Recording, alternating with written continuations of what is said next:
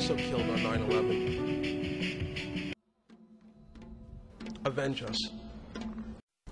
On September 11th, 2001, along with hundreds of my fellow troops, I went to Ground Zero.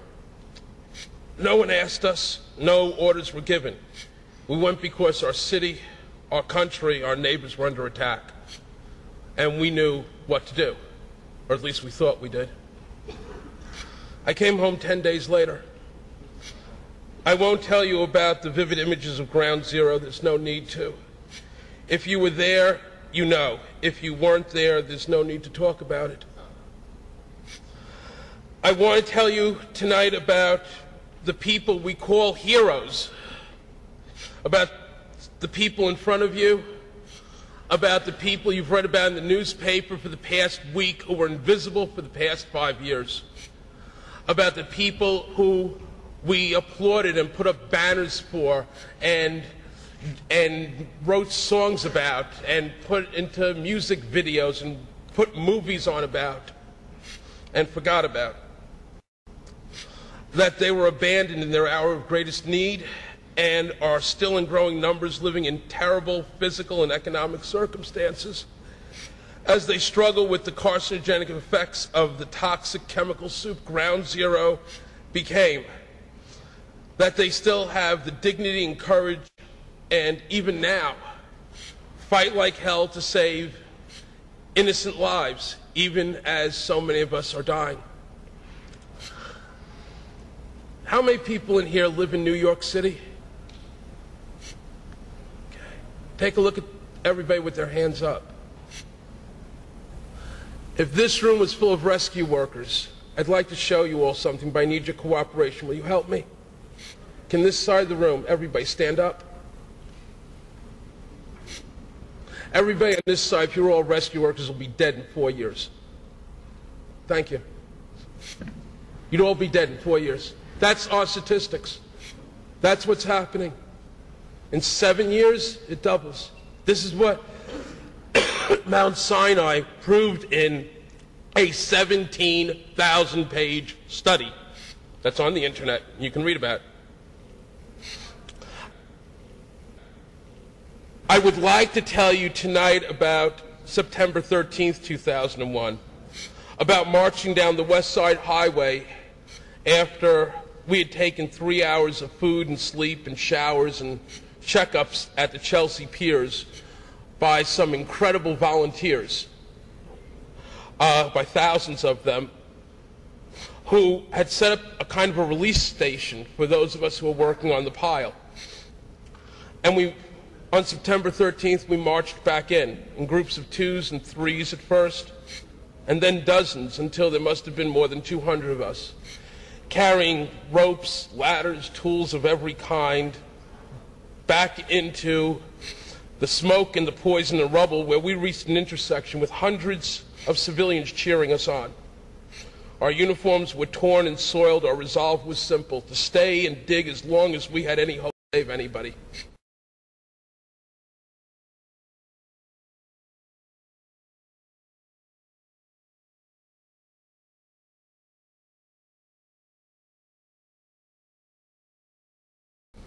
I want to tell you about how sick so many of these brave men and women have become. How Dr. Thomas Frieden, the Commissioner of Health for New York, has done all he could for the past 5 years to further denigrate the sacrifice of our soldiers, firemen, police, EMTs, steel workers, all the first responders, by diminishing the clinical findings of his own coroner's office over and again, his own study, and the undeniable epidemiology of those who came to this city's rescue on that eternal day. I want to tell you about how the mayor refused to accept the fact that not dozens, not hundreds, but many thousands of us were contaminated, sickened, and poisoned by the most toxic combinations of building materials in the history of disaster relief. And that for 5 terrible years, he ignored that fact. That's not how you treat people the city considered heroes. Instead of all of these issues, I'll tell you about their use of language. They being the media. for what passes for journalism in this era. Did anyone besides me thank God, the baby Jesus, and Santa for the incredible luck that the media, all 4 networks in New York, the leading papers across the country and the internet, that all the media paid significant attention to the Mount Sinai study last week, rather than Paris Hilton's DWI or the latest Tom Cruise meltdown?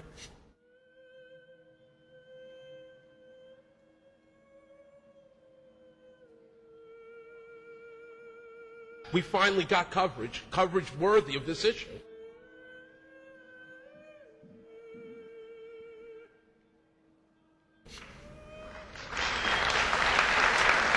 It's only been 5 years.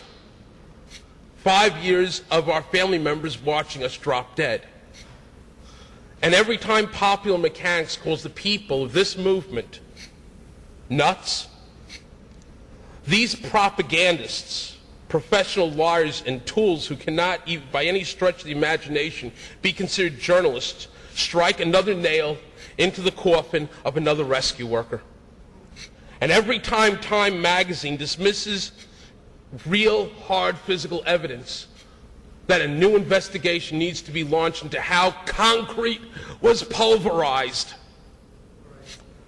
every time Time magazine dismisses that evidence and instead writes a 2-page article about the psychology of the conspiracy movement, they perpetuate this buildup of people in very, very coordinated efforts trying to take this movement apart. We who are still dying from 9/11, who went into the towers and into that pile, now live with those buildings in our lungs and digestive systems and our blood. And if you allow these scumbags to strip you and this movement of our legitimacy, you condemn first responders to death. So in closing, I'd like to put out a few points that I got, not reflective of the 9/11 movement or its board, if there is such a thing, just my own opinions from the Popular Mechanics book that I read over the past 2 days, which is a really good piece of fiction. They are sheep. Popular Mechanics says that we consider in the movement, people call people who aren't in the movement sheep. I would consider that valid. See, I know something about sheep. Sheep never conceive that the man who fills their grain bins will, without any afterthought, one day start cutting throats. We know what they did.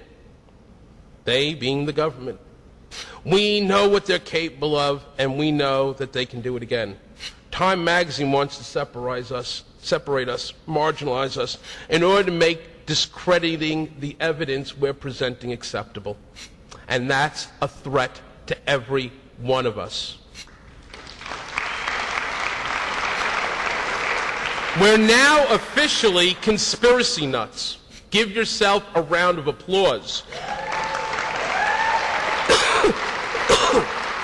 Time, U.S. News, and World Report, Popular Mechanics have all said so.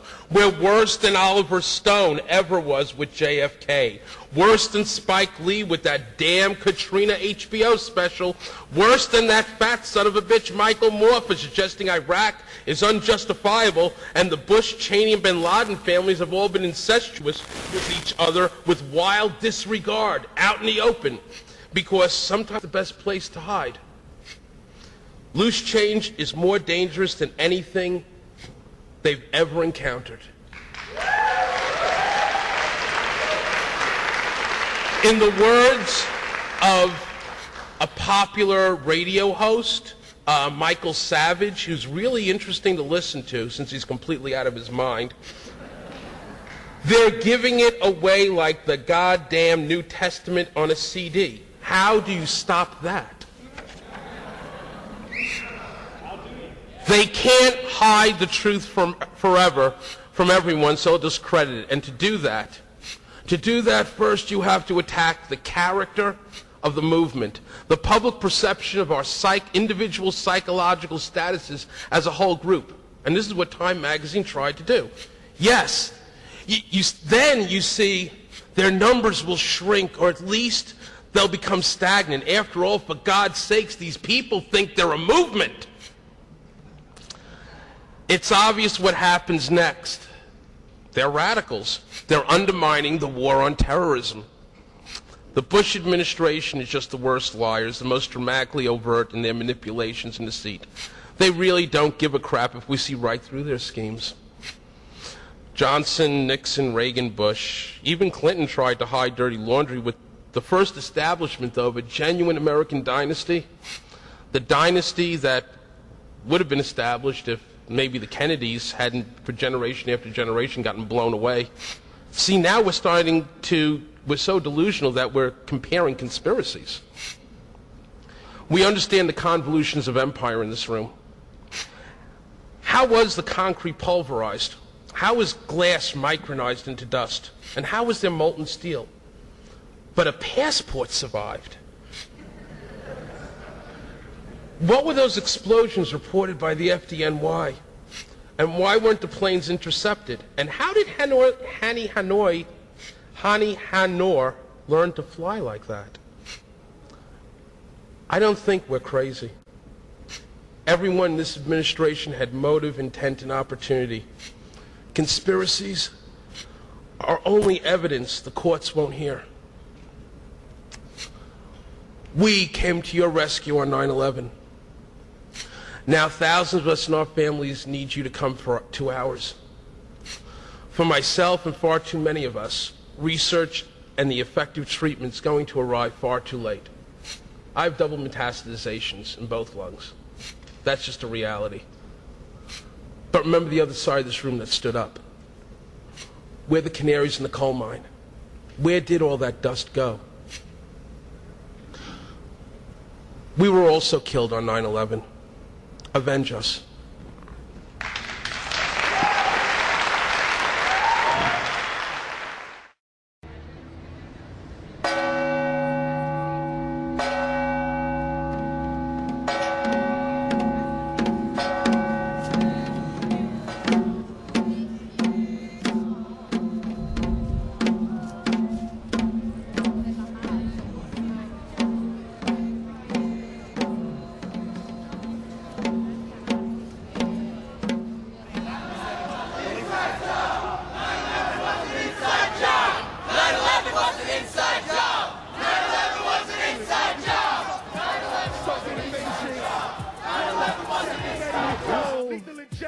Strapped down, ready to go. Don't you understand? Don't never let me live out in peace. Concrete jungle, guerrilla war out in the street. I know too much. The government try to murder.